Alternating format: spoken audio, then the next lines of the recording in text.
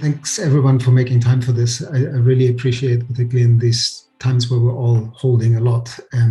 Gifting an hour and a half of your time is a gift, and I'm really excited to have a conversation with people that I could probably spend 3 days individually with, going for walks in the mountains and not come to an end of interesting conversations. Rather than kind of doing a whole introductions, people can look at people's biographies and storylines in the links that will be provided below the video. But I want to start with Joshua Harrison, who's representing also the work of his parents and the Center for the Study of the Force Majeure, and maybe start with this really striking, because it comes kind of straight to the center of it, mission statement of the center that Helen and Newton, his parents, founded together, which reads, "We are not apart from nature, we are a part of nature. This is the central contradiction of modern life.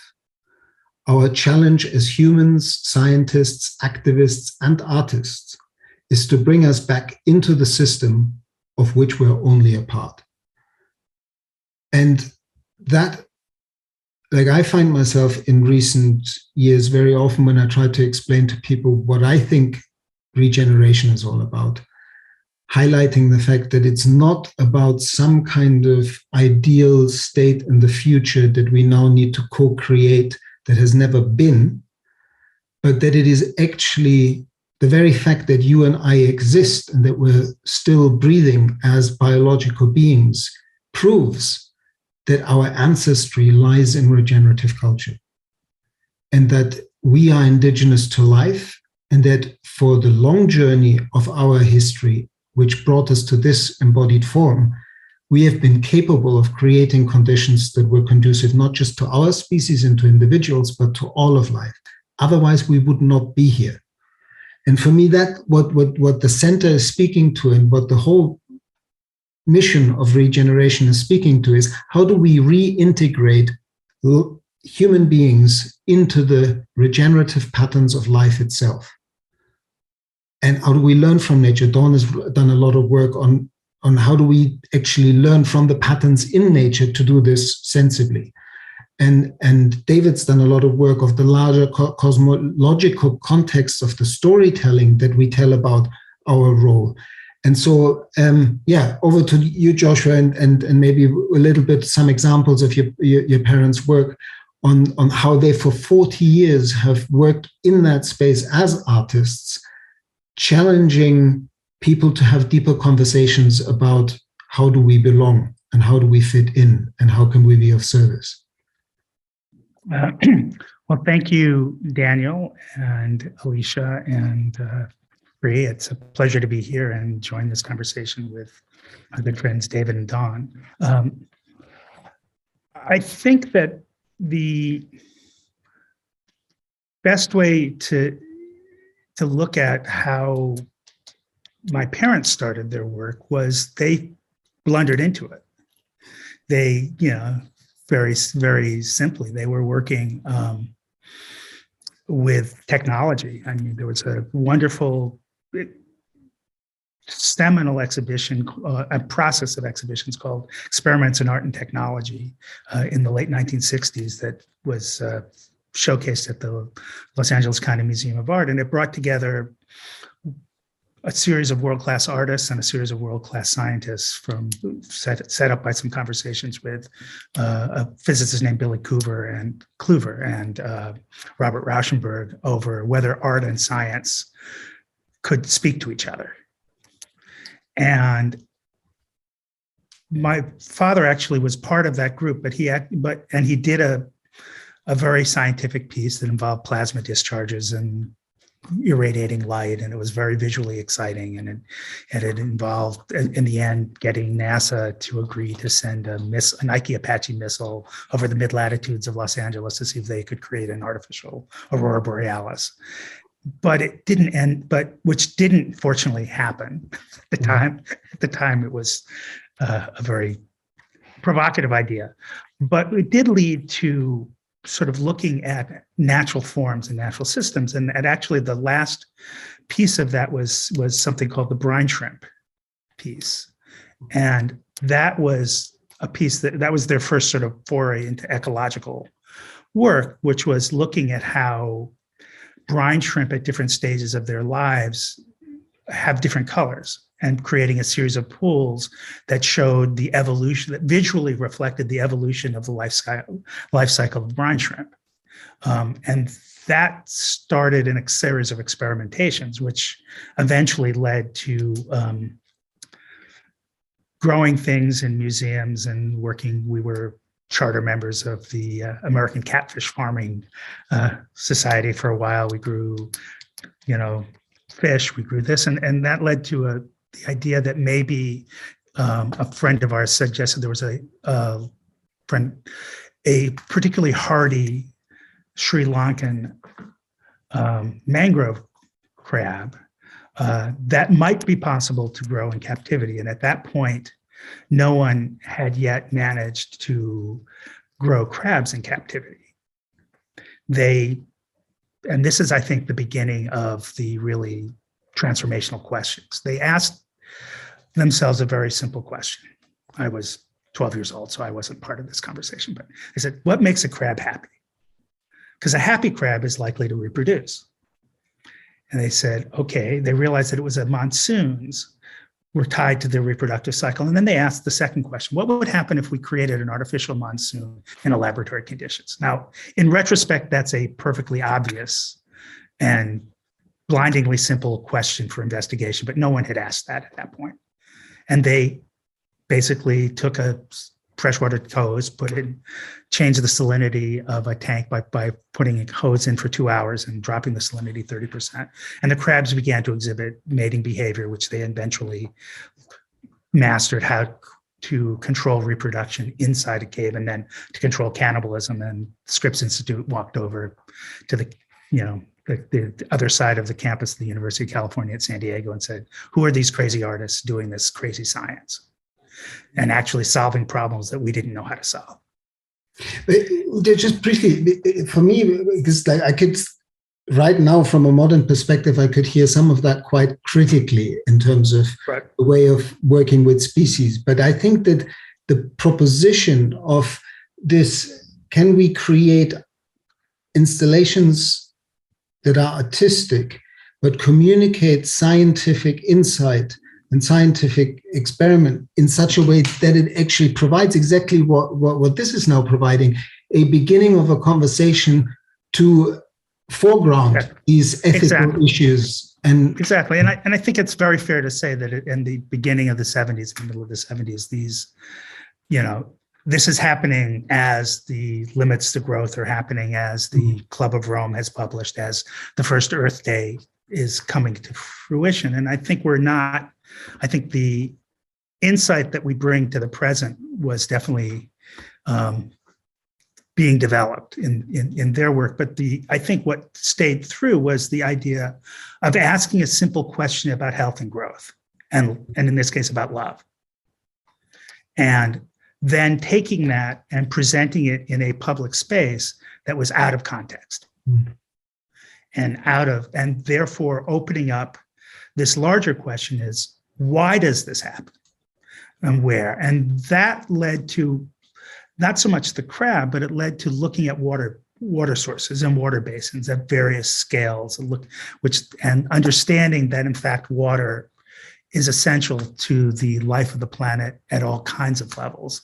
And they created a very large work called the Lagoon Cycle, which was a series of ever larger unfolding explorations about how water, first in San Diego, then in the larger context of California, then in the larger context of global mangrove swamps and other areas where estuarial life, and eventually into the planet, how does looking at water as a source of life, how do you bring that into a gallery? How do you bring that into a museum? How do you break it out of, either direct experience or abstract analysis, and sort of put it into people? And they started to develop a synthetic poetic language to try and describe things. And they started to look at how to measure where do things happen? What are the scale of the relationship that you have? There's a question that they present to every new project. How big is here? What does this mean? What does it mean in the largest sense, the largest possible sense? And so those conversations were big and small. They involved reconstruct. Why have we mowed down the meadows of Europe? Why don't we create a meadow of what would actually be path? One thing that struck me of the two of the more recent pieces that I'm aware of Newton are the Apologia Mediterranea and the work that he's done in Scotland, taking off the wealth of nation and the real wealth of this nation. Mediterranean, the poisoned waters run deep. Mediterranean, new waters will come in through the straits. At least a 3-meter rise will reduce lands available, increasing and transforming waters available. The deep wealth of the country is maintained by the oxygen that trees put forth, and the CO2 the trees and all green-growing things sequester. When CO2 sequestering lowers the atmospheric CO2, and the carbon production is greater than the consumption, the wealth in the atmospheric commons of the country grows. Future Garden seeks species that have the following properties. They should be resilient, mostly drought-tolerant, part medicinal, in part edible, in part the basis of food chains for birds and butterflies above all. In the little video that you shared about the project in Santa Cruz, Future Garden Project, Newton speaks about, he says something which is extremely, in kind of, if you're trained by Regenesis group in regenerative development, it resonates in a certain way. Every place is the history of its own becoming. Beginning, right. And I think that listening into place and bringing forward the story of place, or speaking a poem that brings in lots of scientific data and numbers about what we're doing to the Mediterranean, and then letting the Mediterranean answer from, and it's a provocation. And right. in your email, you spoke to a structure that your parents developed to work with their art. And it was provocation challenging the existing mindset, conversation provoking a discussion that may start in a controlled setting with a gallery or museum, but expand beyond. And then, which I find really interesting, implementation, some form of tinkering, experimentation of moving these developed concepts into the right. real world, right. beyond. Right. That's precisely, actually, Daniel, that's precisely the mission of the center. Mm-hmm. The first two pieces are the embodied work of Newton and Helen over the course of their life. And then they founded the center to add the third piece, because what was going on were people were these conversations were happening, and things sometimes changed dramatically in the ground. For example, they were invited to the Netherlands, to the province of Holland, to help solve a really big land use dispute that was completely dead-ended between how they were going to add 200,000 or 300,000 new houses into the central province without paving over the park, basically the agricultural land and parkland that was in the center of the province, so known as the Green Heart. And it was such a political catastrophe that one of the museums decided they would ask these crazy American artists to come in. And so Newton and Helen came, and the first thing they did was they said, "You guys are all wrong. You're trying to build over this park. What you need to do is build on the outside and create a green ring around it." And I thought it was pretty gutsy that they put all the names of the places the wrong way around. Right. They turned everything upside down and said, "You're completely backwards. You've got to," and that's the provocation. Which generated 150 community meetings or more, which was the conversation. And then the government changed hands, and they thought nothing was going to happen. But 5 years later, the government changed hands again.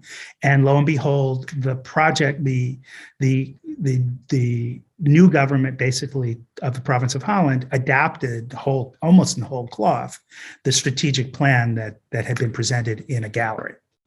So that was an informal but major transformational impact. Mm-hmm. And so the center was looking at, can we be more intentional about the way we look at these kinds of impacts, and that's when we took the name force majeure, which is a legal and insurance term, which we interpret ecologically for looking at the issues that people have created through the vast industrial processes of extraction and fossil energy and all the things we all understand, but have created problems that are too big for people to deal with. So, which gets us into sort of, looking at how the system can work and how we can work with the planetary system. Maybe that's also a nice way to segue to David's work with the center, but beyond that also, because you've already mentioned in terms of where you met David's work with the Buckminster Fuller Institute, another great design artist, engineer who has been grappling with this deeper question of how do we fit a species arrogant enough to call itself Homo sapiens onto a planet with a biosphere. David, over to you. Some both reflections on your work. We've had the pleasure to work with Newton over many years, and meet Helen, but also like from your background with the Buckminster Fuller Institute and your work now. How do you? Where do you want to take it? Yeah, thank you, Daniel, and thank you for inviting me and Don to this conversation.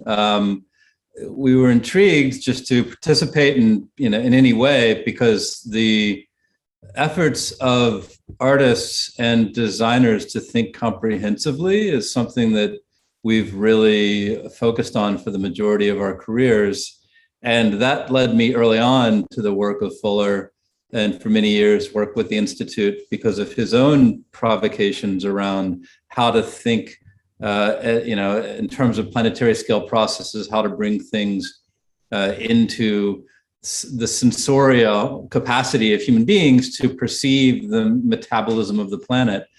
And, and after many years of my own research with data visualization tools and various immersive environments and all kinds of things for trying to understand the kind of the nestedness of Earth as a living system in the context of the cosmic ecosystems, really diving into Fuller's work was helpful for me to see the context, the historical context of these types of provocations. And then it wasn't long thereafter that I encountered the work of Helen and Newton and was able to connect with them just around there. I remember the first time I went and visited them, they were laying out a map of California based on watershed jurisdictions on their studio floor, which I don't think ever actually became a piece, but because they've done so much work with watersheds. But I remember at the time having a bit of a gestalt shift, because Newton was going on about the absolute lack of practicality of municipal boundaries, invented political municipal boundaries, which is also something that Fuller talked about quite a bit in terms of nation states. And, and so they were proposing, Helen and Newton were both exploring this idea of watersheds being the kind of the natural boundaries, which of course harkens back to a lot of bioregional thinking, and sort of the natural boundaries that many indigenous communities had, were working with quite, out of the emergent properties of being in place. And I think that for me, that connection between the Harrison's work and Fuller's was really evident, and it led me to invite them to be on the jury of the Fuller Challenge that we were doing at the time, looking for people that were really thinking about art, design, technology, kind of whatever omnidisciplinary, transdisciplinary approaches they had for addressing the complexities of the world by coming up with problems, thinking beyond boundaries, thinking beyond these kind of self-constrained, categories, so that we could really. Sorry to come in there, but didn't you do this? Because I'm also in constructing my own picture of your background. Didn't you take this dome to people in like corporate settings, taking them on a journey of the universe story, telling science through like basically the kind of Thomas Berry, Brian Swim type work adapted to the business world using this omnidome. I seem to have somehow. Yeah, that's one summary. I mean, I wasn't specifically always focused on corporations. I mean, we did it with a lot of different groups, but yeah, that was my work for many years, was taking around portable immersive environments using, basing the experience on a database called the Digital Universe Atlas from the Hayden Planetarium in New York and NASA, and was doing a lot of interpretations of the data to demonstrate the paradoxes of attempting to model the visible universe, which brings up all kinds of fascinating, epistemological, ontological, philosophical questions. But the work that I was doing in that regard was really about understanding the nestedness of our existence, to see Earth as a living system, to see Earth actually as the center of our universe. It's the ecological center of our universe. And that was one of the first things I invited Helen and Newton to come to. It was a presentation I was giving at NASA when I had the dome set up there.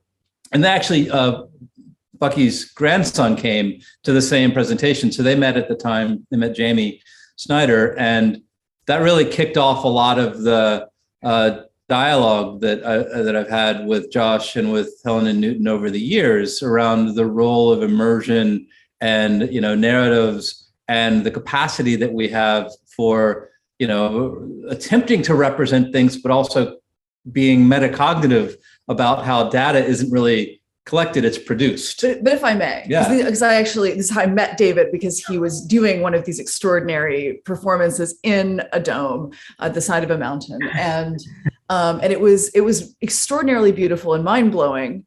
And so, yes, while it was data visualization and narrative and doing, bioregional conversations convened in science centers across the US to focus on ecology and climate, they were extraordinary art performances in their own right. That's kind of what that's the thread that he was pulling. So depending on how you ask David about it, we can talk about it through the lens of the importance of how do we narrate life processes on the planet and the science of that, and where does that data come from.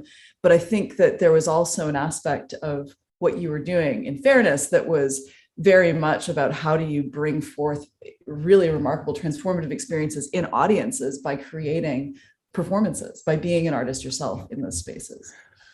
Which I think, seeing that within Helen and Newton's work, right? Like, we often joke about poetry being a compression algorithm. Helen and Newton, like the Amsterdam story, or the Holland story is a very good one, right? Because with like a few poems and a couple of maps, they can achieve more than any number of consultants coming in on city planning on how to deal with things. And it just has to do with the modality of the experience can oftentimes trigger things in ways that are so not available in the myth of the rational that we depend on oftentimes to kind of make these cases. And that's really like the thread through which, Fuller was also a poet, and he did this consistently throughout his career, was even though he was known as being quite verbose, it was actually like the pithiness of a lot of his observations that were so powerful. And if you read through Helen and Newton's written work, it's the same kind of thing. It's just extraordinarily dense conceptually, but extraordinarily evocative from just an emotional perspective. Well, this is so fascinating. I've just come back from a few days in the mountains with the consultancy team of probably one of the leading sustainability consultants, at least in Europe, for the last 40 years. And it's still like coming back to like Jung's 4 ways of knowing: thinking, sensing, feeling, and intuiting. And then listening to the mission statement of the Center for the Study of the First Majeure, where he speaks to our challenge as human scientists, activists, and artists. Like Dawn's intervention on giving me a facet on having actually been in one of these shows made me see that there's not just the brilliant system scientist and integrator, but there's actually the performance artist who curated a piece of art and delivered it to people that is also you, David. And then there's also, because of that bit that I know, that I've met a few people who've literally had like the light bulbs go on in that show. There's a modern day shamanism in that too. Like, how do we take people into those spaces? Maybe Don, like this shape shifting that designers at the nexus of integrating all disciplines have to often do. How does that show up in your wonderful story? I think I've spent a lot of time kind of going back and forth across the invisible line between art and design. We were talking a little bit yesterday about, there's the endless conversation, which is what is the distinction between those worlds, and that the definition I think that we were playing with yesterday was how in a lot of ways design is intended to ease the path and make things easier, and to stabilize, ideally, right? That you're in service of others, whereas a lot of art actually is destabilizing.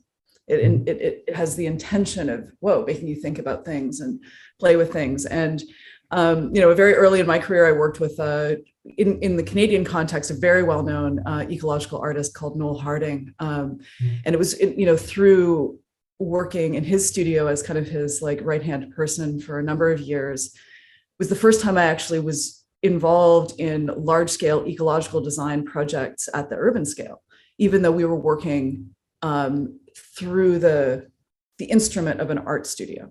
We ended up spending a couple of years working in a place just across the border from Detroit, Michigan, so one of the biggest industrial sector areas in North America, where most of the cars are manufactured, where you have huge amounts of cross-border traffic.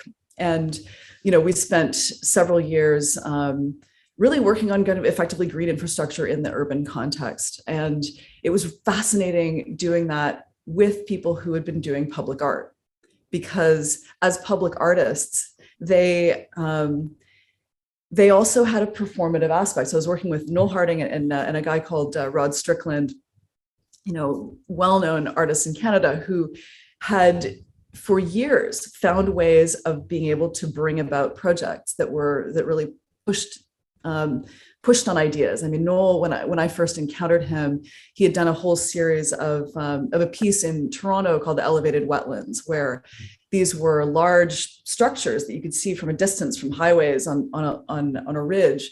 But as you approached them, you could see that they were in fact tiered elevated wetland structures that at the time he actually built huge collaborations with people to develop not only choosing the right plants for phytoremediation and as hyperaccumulators to pump water using solar into these wetlands and to purify that water and have the water returned to the river clean, but was also working with a whole series of folks to use waste polymers and plastics from the automotive industry as a hydroponic soil substrate. So they were like, it was this deep set of scientific collaborations to be able to bring about a piece of public art. And then when you then start to understand that to do something like that, you have to interface with the tools of the design profession. You have to work with landscape architects. You have to work with engineers and structural and civil engineers of various kinds and deal with public agencies. And so to have those sets of capacities are necessary, and a certain kind of performative capacity and narrative ability to say, here's the vision that I have, and I'm bringing in all the tools of engineering and science and innovation and so forth, but containing it within an expression that is in the arts. And that was, my education and working with them was seeing how you could actually bring things about in the world because of that set of capabilities in ways that a lot of the times the engineers that we worked with had no capability. It wouldn't occur to them to push any harder than what they would normally do, So I do think about that a lot. That another example is just a student of Noel's many years ago, I think in the 70s, a guy called Oliver Kellhammer, who I got the chance to learn from and get to be friends with. Also, similarly went on a very different path, started out as a media artist but then became a master permaculturist. And then started to incorporate permaculture into his public art pieces. And there's a kind of a wonderful project that we can share a link to called In the Cut in Vancouver, where he's got a long, wonderful story about it around how there was a hill kind of falling down, and the city of Vancouver said, well, okay, we're going to have to, bring in the civil engineers, and we're going to spend $250,000 to do this. And long story short, Oliver said, I can do it for you for something like $20,000. I'll do it for you. And the way he did it was through basically planting succession, like going in and planting willow into the side of the hill very systemically, knowing that he was in effect going to be inviting in certain trees, and that those trees would invite in certain birds, and that those birds would bring in the seeds for the alders. And when the alders rooted, that the root systems would hold the hillside in place. And that was that is in fact what happened. And so that alder forest was then functionally, structurally holding, doing the work of civil engineers and public works or whatever. But also, I think quite wonderfully, it became a piece that was held in the collection of the city of Vancouver. So to cut it down, to be able to cut those trees down, means that they would have to deaccession the piece from the collection, which is a whole other political process. Right. And so in some ways, like what I love about some of these ideas is that where do artists not only, evoke the ideas of ecological function and regeneration, but actually work with those systems themselves in their works? And how do they also play with the systems of politics and these human systems of a public art collection, of a set of laws, of a set of engineering rules or assumptions that they can then toy with and play with and use to their own benefit. What I'm hearing, just thinking of people who might be listening to this, who are young artists who want to be putting their art in service to this sort of catalyzing a conversation about how do we fit in, how can we be of service, how can we turn this around? And if we can't turn it around, how can we celebrate the beauty of this amazing planet that unfortunately we've done severe damage to? What I'm hearing through all of your stories, particularly like through a lifetime story of the success of Newton and Helen's work, and through all of your work, is daring through this artistic intervention to almost run under the radars of the kind of conventional system that sees art as a sort of somewhat not to confront ideas, but not confrontation in the sense of a systems catalytic, transformative element. Is you go and see an art exhibition. But actually art has always been powerful, if you really look at what changed cultural discourse, it's always been art expressing other insights in ways that then landed in people and made them question, what's my position, what's my perspective on this? Yeah. And also, like, in a very practical way, I've now spoken to a number of people telling me about the amazing work in ecosystems restoration that they've done as artists, just like you were just describing.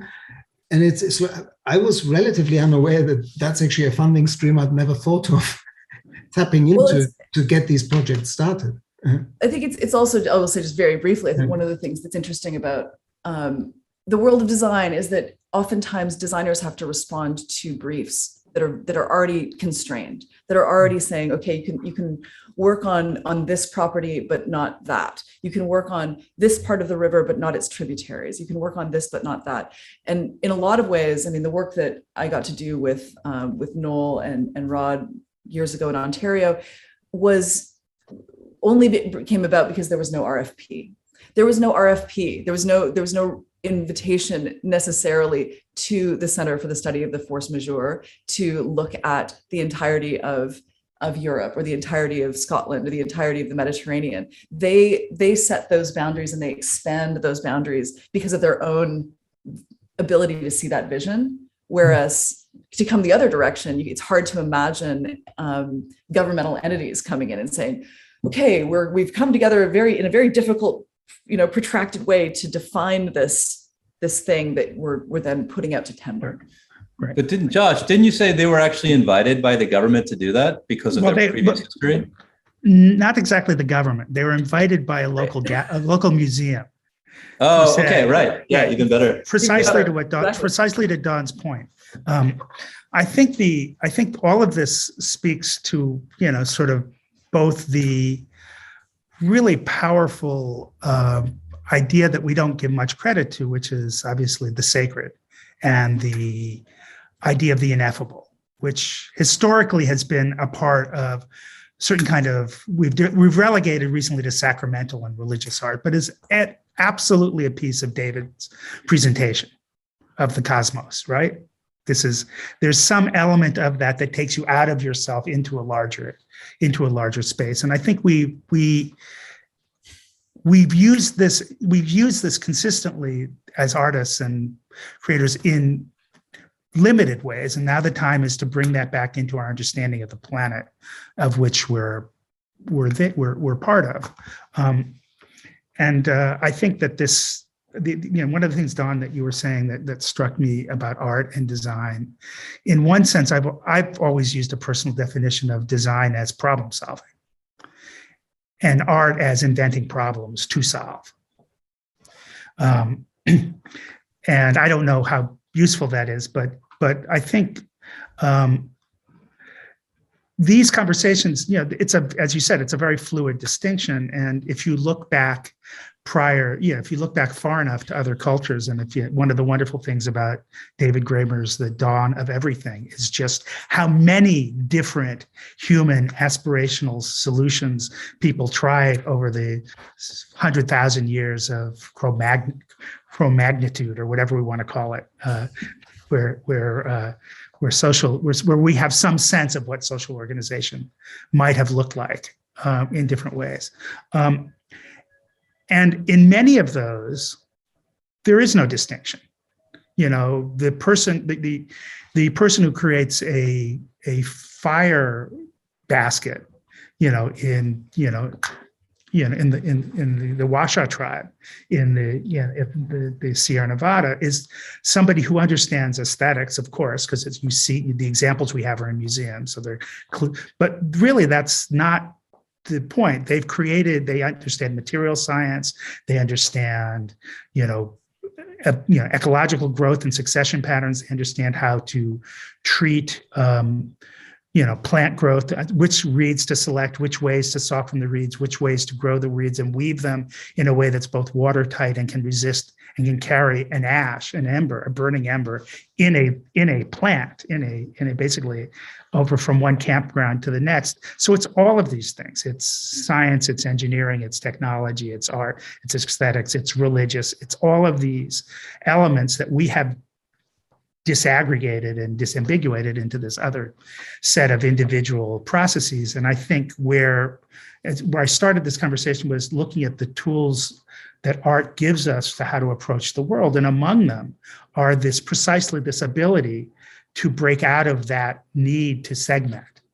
and to create starting with just perspective shift, just the putting yourself in somebody else's shoes or in some other planet, or impersonating, having yourself embody some other experience, is very different from the way we like, as engineers, as academics, as other people, we like to look at the world. And it's a way, and that allowed, that element of sort of boundary breaking, that element of using not only perspective, but using collage, the idea of montage, collage, these associations, semi-random associations, using our senses differently, allowing all this pre-processing that goes before the cortex. All of these things are the tools that allow people in art to break free from some of these sort of more defined social constructs that we've given ourselves that make it hard.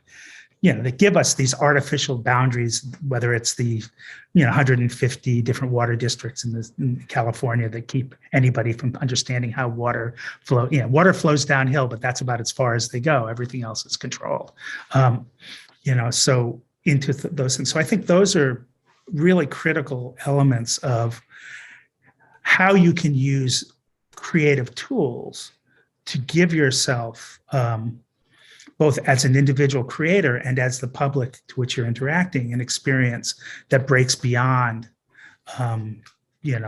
the gallery wall, as it were. It allows you to go into, and if art, a lot of art, and this is one of our missions at the center, a lot of art has effectively dealt with what you might call the gesture of the process. But we're past the point of time where the gesture is sufficient. The gesture can be quite powerful. The gesture can be transcendent, but we actually have to be, in a situation where we're regenerating systems, where we're actually making that happen. Yeah, this is fascinating because there's something that I wanted to come back to that I've sort of noted in our conversation, which is this pattern that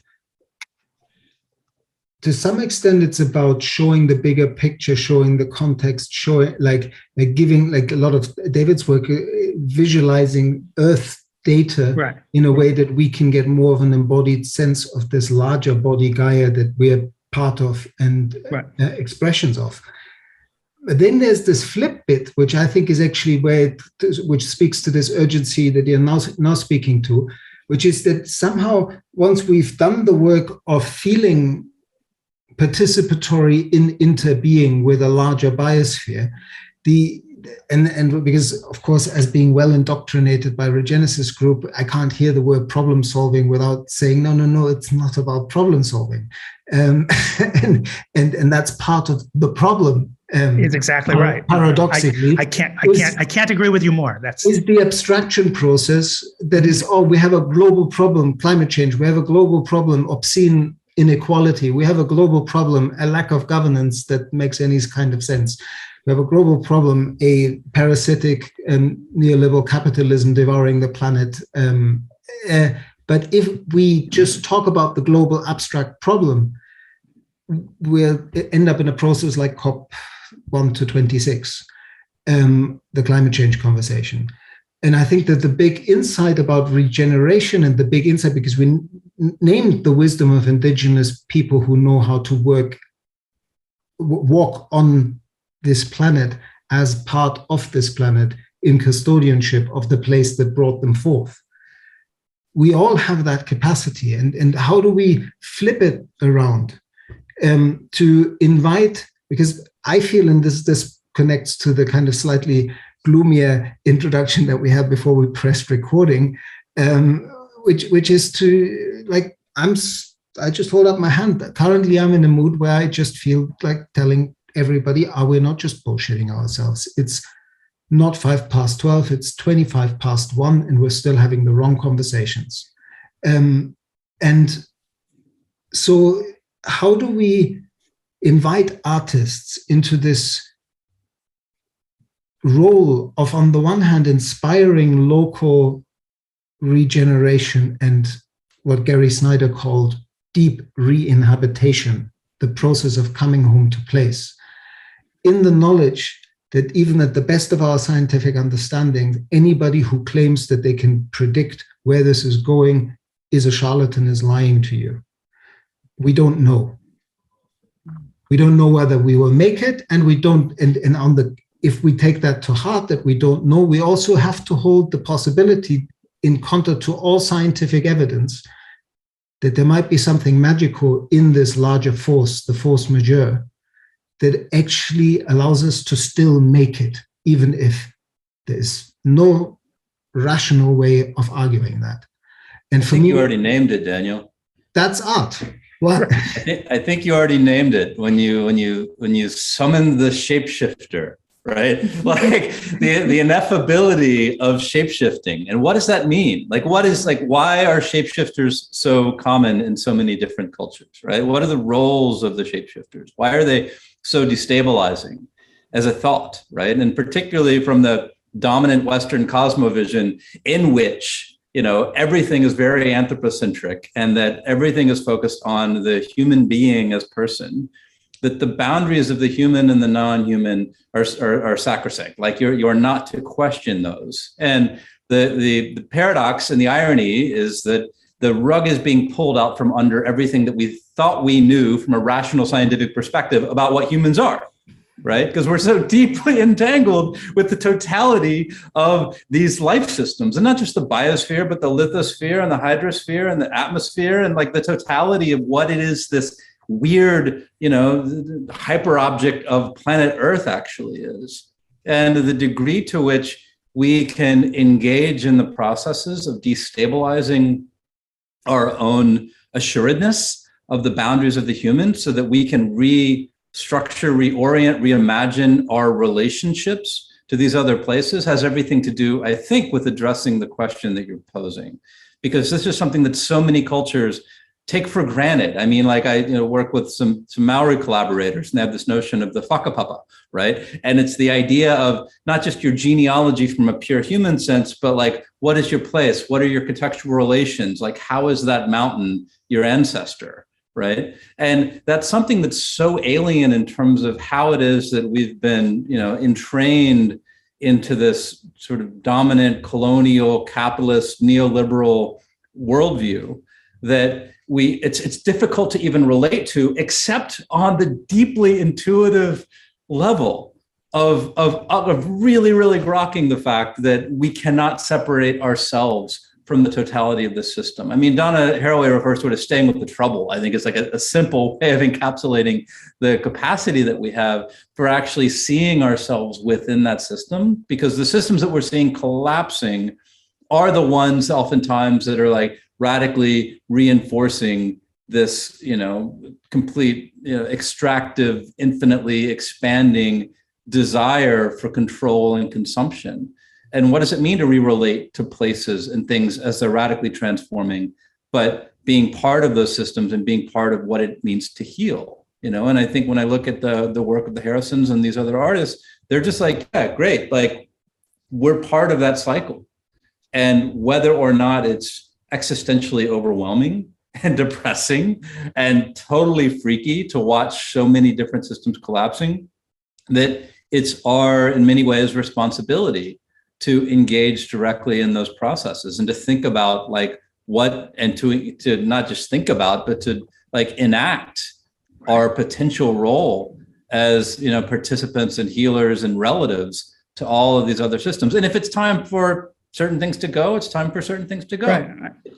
But you also asked a question about like how to invite artists, young artists, into that dialogue, and into these ideas. And we've got a project that's been going on for 3-4 years now, called Gaian Systems, that is really an exploration with a professor called Dr. Bruno Clark, who has been like looking at the history of cybernetics and the history of Gaia theory, particularly looking at the work of Lynn Margulis. And so, doing a deep dive into the core science there and how misunderstood, like how invisible it actually is to many people. So that there's this kind of accepted understanding of Earth systems, perhaps, that's begun to happen within the scientific context, but the cultural understanding of Earth systems is still, depending on who you talk with, like, 50, 100, 500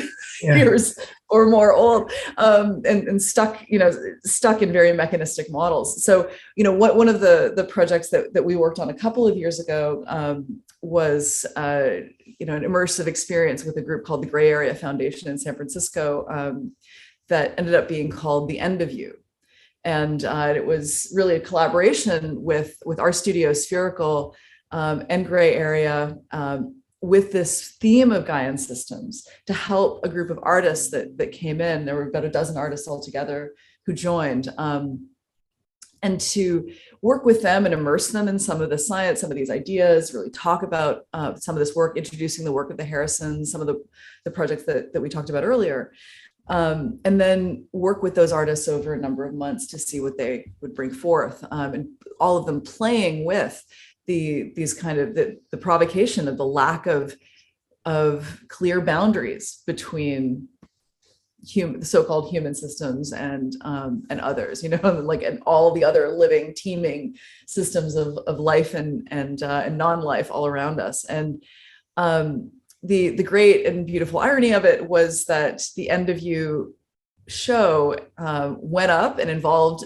people coming in. We did an audio piece that invited people into listening to the giving voice to the life systems of the planet, that we called the incorporation. The incorporation was speaking to the small humans who were coming in, and this was an immersive experience that involved human beings coming into an enclosed space and lying down and breathing the same air as each other. And the entire thing, the show closed. We went to the closing party, and then almost immediately afterwards, like within a week or two, the lockdowns commenced. Oops. And it was a really wild kind of thing of what did we summon? Take full credit. Thank you very much. was it a reflection of the best magical acts are unintentional? Yeah. Right. So it's really the spherical flu is what you're talking about. Exactly. Come on. Okay, let's get things straight. I think these are really these are kinds of the questions that we need to see ourselves asking ourselves on an ongoing basis. I mean, all of these issues of how do we separate ourselves from this, this post-capitalist mechanistic, rationalistic approach to the world around us that's basically powered by cheap energy, basically 200 million year old solar energy blown up in. I keep thinking that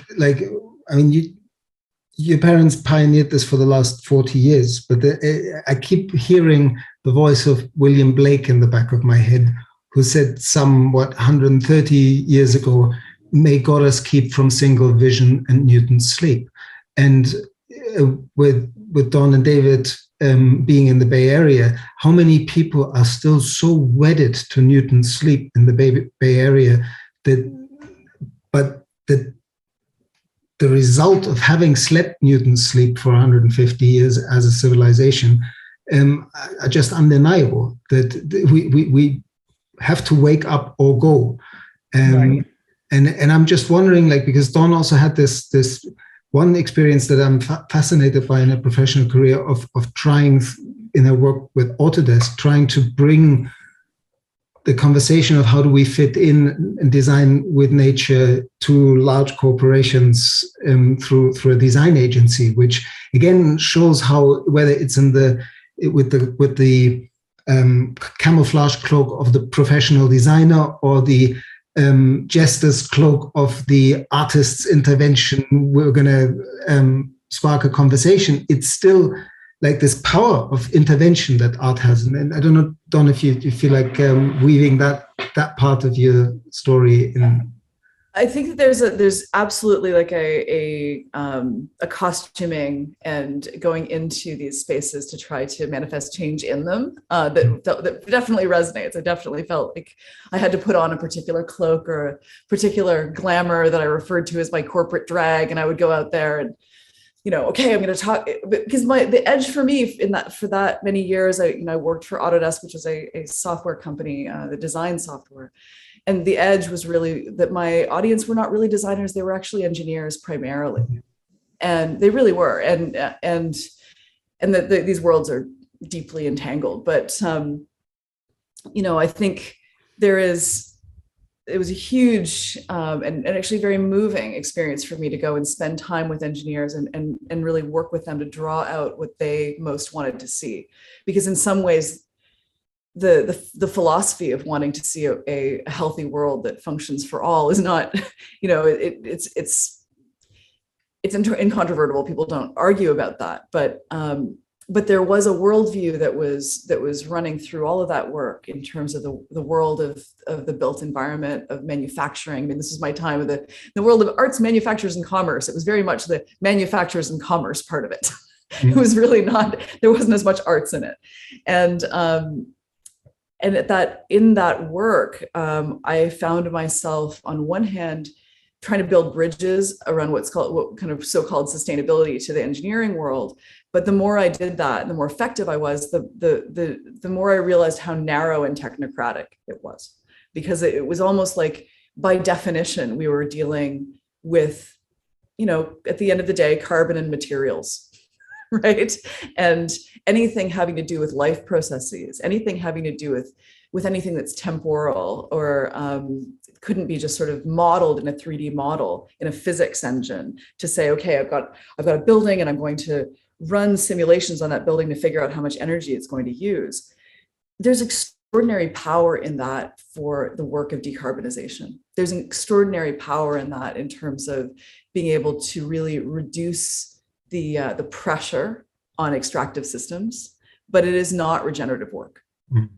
Yeah, and that at a certain point, I lost my religion, I would say, but it isn't to say that work isn't important. I think it continues to be extremely important. It's just that it wasn't a whole picture of the work, and so I think I shape shifted into that kind of corporate player for 10 years of my life, and there was a certain kind of idea, a certain paradigm that I could advance, but in the work of Spherical, it was really around like, how can I be working to advance a paradigm that I believe in my heart, that I have to take off that cloak and put on another one. And so much of our work now plays with the same stuff. We're still contending with the world of engineering, the world of governments, how do you visualize processes? But now we're much more focused on how do those visualizations evoke something different? How do they look at the shifts and surges of rivers and the way that microclimates affect, play on the land and the community, as opposed to like theoretically how much carbon a building is going to use. Yeah, I mean, Think you're muted, Josh. Josh, yeah. Yeah, Don, I was just going to say, I think some of that is the power of adjacency, and not being in the world, but being near enough to the world that you know enough about it, that you can see the balance and you can shift your perspective about it in a way that's meaningful. And I think a lot of the success of the center's work has been being close enough to various kinds of issues and processes, but not being inside them, so that you're not limited to the images and world around it. And then I think the other piece is to try and keep very, very simple tools as a check. I mean, one of the ways that we look at water is through yet another epigram, which is, only a fool fights with the oceans, wise folk dance with the rising waters. I mean, it's a different process of looking. If you're dancing with something, you're not fighting it, you're interacting, there's give and take, there's a lead and a retreat. And so some of that is, how do we find ourselves in a world in which we have to use these tools? We have to use the tools of science and the tools of engineering. They're not going to go away, but we can't be ruled by the way they've historically been presented to us. And this is wonderful, because the two pieces that I mentioned earlier that I would encourage people to listen, who are listening to this, to actually spend the time watching, which is an 8-minute video called Apologia Mediterranea, and another 5-minute video called the True Wealth of This Nation. And they both speak to something that we've kind of focused a little bit on, the power of stimulating the importance, like the conversation about nested systems, scale, and our larger cosmic participation. And we've kind of got a little bit onto the power of place and re-inhabitation, but the temporal dimension that actually is in both of those pieces, that and the healing of science and technology, just accepting it rather than saying, we created all this mess, now we need to leave it behind. That would be terribly irresponsible. Like in the poem of the Apologia Mediterranea, Newton speaks to the rising sea levels and how much industry is on the shores of the Mediterranean, and a number of times names this figure, $1 trillion will be needed to move this industry from the shoreline up, or to have it or demobilize done somewhere else. We don't necessarily need to move it upriver. We might need to get rid of it. But if we leave it where it is, it will definitely kill the seas and poison them over generations. And it's that, and it will take technology to respond to the technological super-GAUs that we still got coming at us. Like I often think of the amount of weapons that have been dumped in the Irish Sea, in the Baltic Sea, in the Newfoundland Straits after the First World War, the Korean War, and the Vietnam War. And if you just look at the time it takes for a shell of this thickness full of mustard gas to rust away, it takes about 100, 120 years. So we think we've got problems. There are a few more coming that we've created, right, thought had gone away. Now we're finding out a way doesn't exist on a finite planet. But this, like, just briefly, maybe as a way to come to an end, even if we could continue for a long time, this role of reminding us over the long term, because it also brings back the, like, thank you, David, for picking up the shapeshifter, like that somehow the medicine that might take us through the eye of the needle, that might give us that snowball's chance in hell, is letting go of that we have to survive and getting comfortable with life surviving. And in the very acceptance of that insight that the part of us that is life is immortal and cannot die, we might just in time build a species or build diverse, regenerative, local, place-sourced inhabitory cultures that can take that wisdom into the next generation and actually build a future for humanity. And maybe if all three of you get a chance to respond to that in whatever way you feel is appropriate. David and Don, do you want to? The setup for the conclusion, the biggest question of all. I can count on you, Daniel. What it brought to mind was how dangerous the moment is from people that are grasping onto the solutioneering.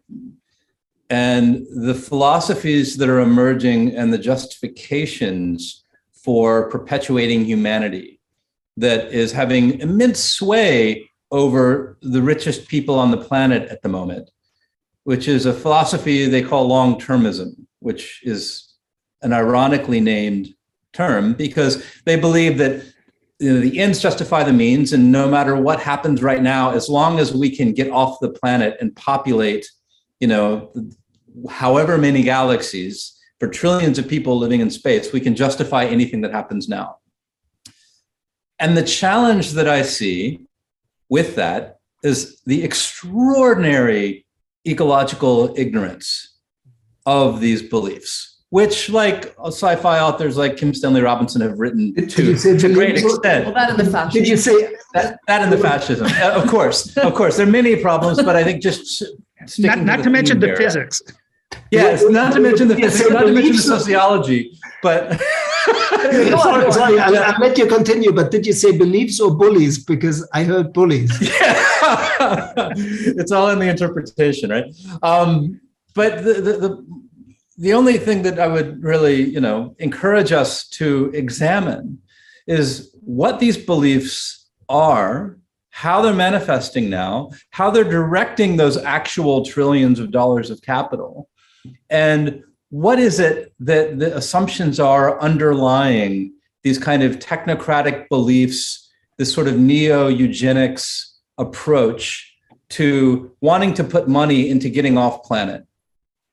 And the thing that we've really been exploring within Gaian systems is the early connection between cybernetics and the understanding of self-regulating systems and how that spawned entire art movements, like with cybernetic serendipity, and it was deeply involved in experiments in arts and technology that Josh was referring to. But it also was the heart of a lot of the insights of A Living Planet.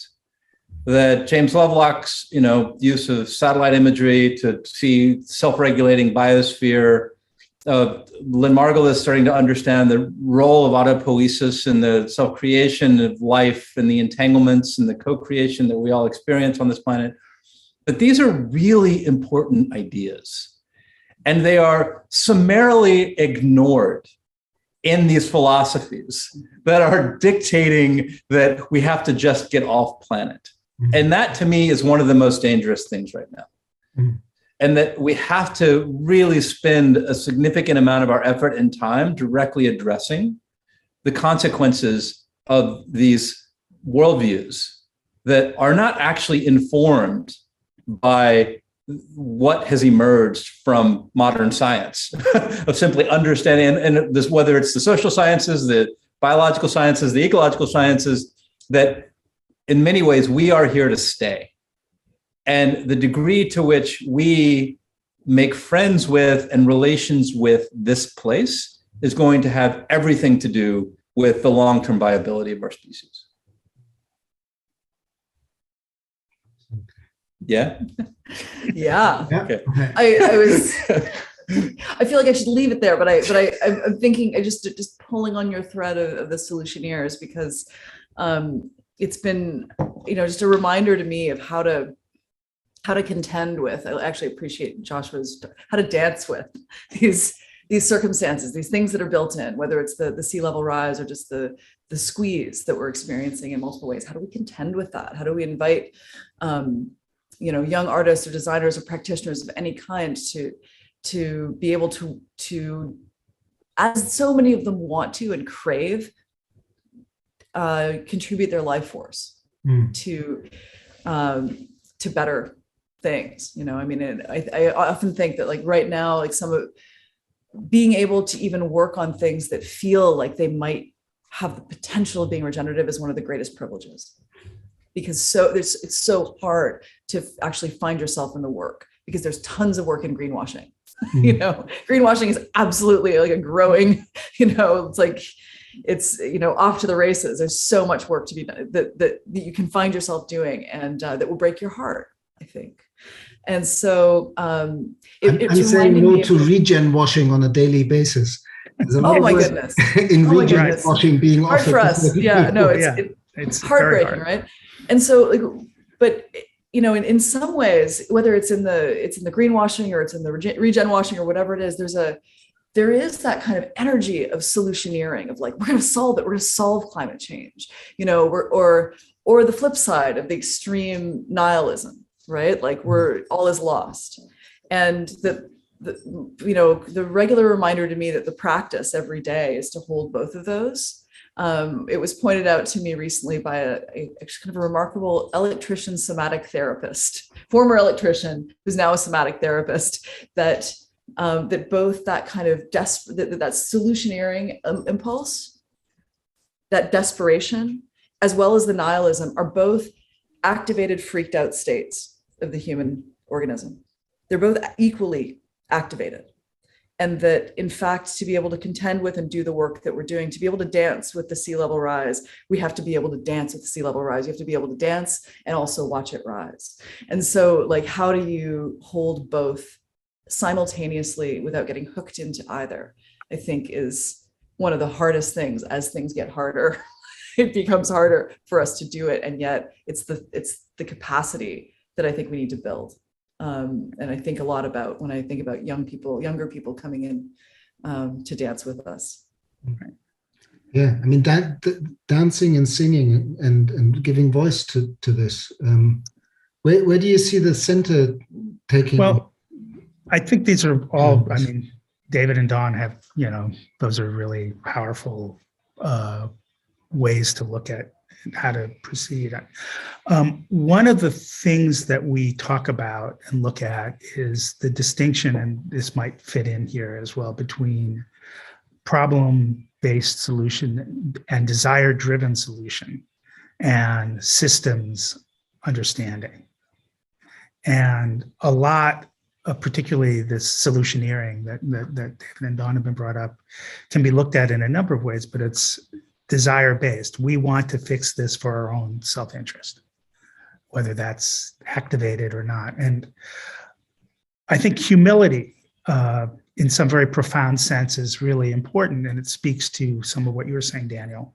And I like to sort of point out that we talk very seriously about the fact that we're facing the sixth extinction, and that vast numbers of species have already been lost, and we don't know where the bottom is at this point. But the other piece of that is that it's actually the 6th time we know of this.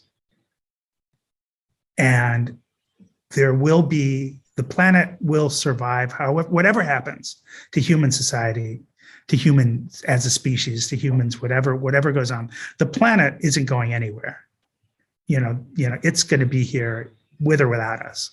And so that I think that speaks to letting go to some degree of, as you were saying, letting go of the notion that we need to be the center of the discourse, even though we're the actors. So it's kind of hard. We have to play both being humble enough and being, whatever we want to call it, childlike enough in terms of our understanding to let ourselves find other kinds of solutions or other kinds of responses, other kinds of ways to bring change, and also to be willing to accept that it might not work, which will allow us the freedom to get away from the desperation to say, I know this is what we have to do. Because we don't know what we have to do. We know some of what we need to do. We know we have to look at things very differently. We know we have to respond very differently to the things around us. We know we have to learn from many, many other traditions that have been way more successful in negotiating life on the planet. We also have to know that we have to understand that, this desire-driven solutioneering, as we talk about it, is really destructive in a very profound way. And we have to find our way to another way of responding to the planet. And that's, I think, where the center is looking at across a range of ways. And I think that's our mission and our work, is to find ways to address systems in ways that, to the degree we can, decenter it from our own ego and recenter it in the interaction, the exchange, the reciprocation of value, the giving back, as we call it, giving back to the life web from as much as we take it. And that's both as a creative act as well as a social organization. I mean, there's a whole transformational process by thinking of our engagement with the landscape, our engagement with economic activity, social activity, human activity, in terms of reciprocal exchange and giving, that's different from where we are. And how do we get into a place where our first acknowledgement is what other people have done in other places for millennia, which is, let's call it the simplest way, the 7th generation. How do we look at things so that we automatically assume that we need to consider the impact on people, on the planet, on life, before we take a step, and engage with that as part of our process, as opposed to this notion that, that we've trained ourselves into in the West, that any action we take, we can ignore whatever the unintended consequences are, because that's somehow somebody else's problem or some other kind of problem. So that's the goal. And I think it starts from not only the excitement and ability of transformation on the positive side, but the humility of understanding that we have to let go of, and we might not work. It might, this is an emergent process. Maybe it works, maybe it doesn't. And we just try what we can, and we sort of move in the world in which we get the opportunity to, and try to make these systems work and make these processes work for us and for those around us. It's the tools that artists continue to have that we have shed from other parts of our Western lives that actually make the position valuable. There's an awful lot of creative, inspired people, but many of us have lost the toolkit to take that kind of inspiration and move it into a more unified, rather more fragmented direction. And I think that's where, from my perspective, that's where the arts are the strongest, in that they provide they provide a way back to a pre-Cartesian view of the universe, where actually things are unified, where the artist, the scientist, the mechanic, the engineer, the poet, the visionary, the liver and the lover are all connected to the same individual. And we've spent an awful lot of time and energy, fragmenting that process and creating, all kinds of reasons for that. And I think the arts are one of the places that speaks to unity and synthesis and reconnection. And that's, for me, where the power of the artistic approach and the tool of artists in general and art in particular, and the center takes that very explicitly in terms of the work that we do as well. Thank you again to all of you. Thank you to Hawkwood and the RSA for hosting this, and just for everybody being willing to spend the time to have this conversation. What I I'm struck with as you were speaking, I suddenly thought, I remembered a moment last week when I was speaking to somebody, and I recalled this story of Thich Nhat Hanh being asked by his students about what's the most important thing we can now do in this situation. And of course, a lot of meditation students expecting sitting on your safu and reaching enlightenment. But his reply was to practice our ability to hear the earth crying. And I've always found that really powerful. But as you were speaking, I also thought that, and he didn't necessarily say, and from that place, then become really active and design a plan on how to regenerate the planet. And what I'm beginning to ask myself more and more is, maybe if we listen to the earth crying enough, we get out of the way enough, that the force majeure, the larger process that we're part of, life itself, unfolds this just breathtaking power to regenerate that we can then fall into sync with, rather than have to plan it out and develop the key performance indicators and the pathways and the blueprints and the roadmaps to regenerate the earth. Sounds just terribly grand and not humble enough. Yes, I think you're very much in sync with what certainly I believe, which is that if we get out of the way, much of what we have to do is learning how to get out of the way.